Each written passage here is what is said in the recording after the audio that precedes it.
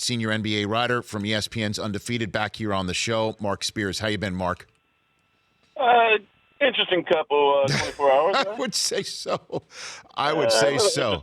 So I give you the floor because I'm not surprised, but I'm still shocked. I can't believe LeBron's going to be a Laker. Marc? I'm exactly with you because, like, all the tea leaves were there, right? The fire was burning. Like, I heard his son was enrolled at a high school, Sierra Canyon, already in L.A. I heard he was hiring an assistant that was going to move to L.A. I heard that his agent, Rich Paul, was going to go full-time in L.A. Like, everything was pointing in L.A. Maverick Carter, his guy, having lunch with Magic, and all the signs were there, but I'm with you. Until it, like, actually happened, you're like, wow. And I actually loved the way he did it, and I wrote about it in the Undefeated, but to just put it out in the email and send it out as an attachment to the NBA reporters and Cavs writers was certainly much different than the decision. Yeah, and then take off for Europe, apparently, and then just not even have a press conference, which is completely anathema to what the Lakers normally do. I mean, they're all about showtime, which is part of the reason why LeBron coming is so big. Well, but that kind of lends to, I think, how it will be, because, you know, the one thing I've loved about the Lakers, from John Black to Allison Bogley to PR folks there, was that they've always been really, really open in allowing the media to speak to the players. You could always get Shaq. They didn't rush you. You could always get Kobe. They didn't rush you. I think LeBron's going to be different. You know, he was definitely had a circle around him in Cleveland. Obviously, you see the move here, and I expect him on media day at their facility probably just to have the big press conference style thing to announce his arrival, which wouldn't come until late September. So now, how does this all fit together then, Marc? I mean, because here he is telling Magic Johnson, take your time. You know, don't give up the farm for Kawhi right now. I trust you. I'll give you 3+1 to try and figure it out. What is his mindset, do you think, in the autumn of his NBA years, Marc? I love L.A. That's what he's thinking. I'll get to go to L.A. now. Obviously, I don't know if it's about a championship at the moment. The roster doesn't say so. I do like the young players, but I think there's just got to be an excitement and an intrigue about going to L.A. Rich, you know this because I've seen you at Lakers games. When you go there, all the business that's talked about courtside is phenomenal. You see these old guys that you may not realize. You might notice the celebrities, but it's some old guys around the court that make big money deals. So you're going to see Rich Paul and you're going to see Maverick Carter basically every game talking to the movers and the shakers in L.A. and taking care of LeBron's business for the future. Like, people say, well, you know, he's LeBron. He doesn't need to do that.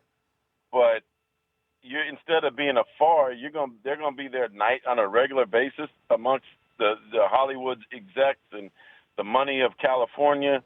I think, regardless of whether he wins anything or not, from a long-term financial play, this is a great move for his career. So you're saying if he's trying to be like Magic Johnson in any way with this deal, it's more about the current iteration of Magic rather than the playing era of Magic, winning championships for the Lakers, which is obviously important. Yeah, I mean, ain't no Kareem besides him on that floor. There's no James Worthy. So, I mean, to me, that's what it has to be about.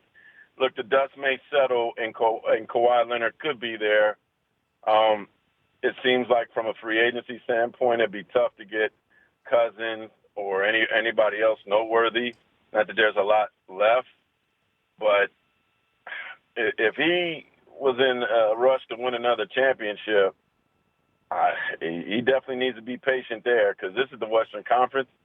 It's a little different, much tougher style here. The Warriors are still great. The Houston Rockets are still great. Utah's still great. Dallas is about to be much better. Right now, if I look at it, I mean, the Lakers are definitely in the playoffs, but I definitely don't agree with them having the second-best odds in the NBA at this point. How about that, Marc? 7-2 now in Las Vegas, Nevada. Same as the Celtics. At the moment. Better than the Rockets odds right now. Only the Warriors have a better odds to win, or worse odds, is more expected based on a sports book in Las Vegas, Nevada. That's nuts. The most experienced guy playing next to him now is JaVale McGee, right? As far as but playing at a high level. But wouldn't you agree, though, that this roster is better than the roster he took to the finals in the East, Mark? I think we're a little hard on that roster. They did have another All-Star. I think Kuzma has the ability to be an All-Star. Brandon Ingram, perhaps, but they haven't done it yet. Is Julius Randle back? We don't know. So it's hard for me to say right now. I think it's a good roster, but I also think that you're expecting a lot from some really young guys, which at least from the Cleveland standpoint, those guys were veterans. So what's more surprising to you, Mark Spears, that Paul George, with an opportunity to go to the Lakers and join LeBron, did not, or the fact that LeBron goes to the Lakers with nobody else already in place of the Paul George status, giving Magic Johnson more than just a 1+1 to figure it out? The former. But I blame the Lakers for it. Like, they had their opportunity. They could have traded that number 2 pick and got him, and they felt like they didn't need to do it. They're the Lakers. We don't need to trade that pick. We'll get our meeting, and I applaud Sam Presti from the Thunder. He was aggressive. He got Paul George in place. They gave him a great sales job. He fell in love with playing with Russell Westbrook, and PG didn't even consider it. I think if the Lakers would have taken that number 2 pick and traded it for Paul, he'd be a Laker with LeBron right now. So I kind of blame the Lakers on that one. Ask the poll question of Mark Spears before we let him go. Hey, Mark, what year do you think LeBron wins a championship with the Lakers? 4-year deal, year 1, year 2, year 3, year 4, or never? I'm going to go never. Really? Why do you say that? Warriors are good, man. I guess that's what we have to figure out is when all the dust settles, is who has actually improved themselves to try and take on the Warriors. Yeah, Warriors are pretty good. At the moment, hey, people could come but Warriors are pretty good. What if Kawhi comes to Los Angeles and teams up? What do you think then? Okay, then you got rid of Kuzma probably, or some of their young guys. Ingram's gone. The team's great. I just think the Warriors are phenomenal. But what if you just sit there and wait? Because this year's going to be a circus, and fans, even with LeBron here, don't expect a championship now. And Magic's already been on record saying it's a long race. So Kawhi. It sounds good, but when you got LeBron James on the roster, championships are expected. And what do you hear about Kawhi? Is it possible he hangs out the entire year, sits out the entire year? Is that a possibility? I find that hard to believe.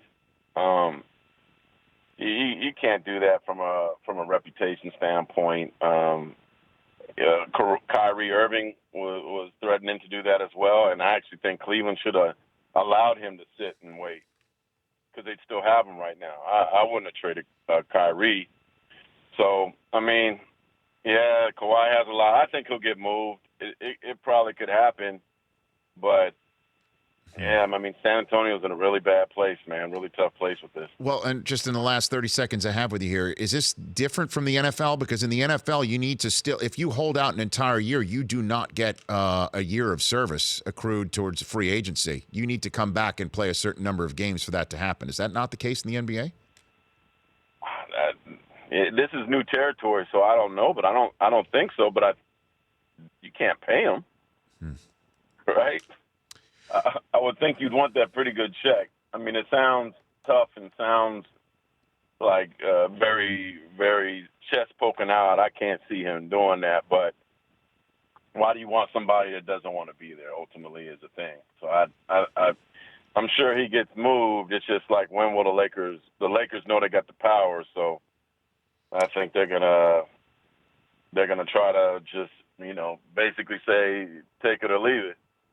Mark, and leaving it might be ending up with nothing at all. So, Mark, appreciate the knowledge as always. We'll chat soon. We're now in the home of LeBron, so I'm sure we'll see you more soon. now, man. Say that again? I'll see you a lot more now. I was about to say.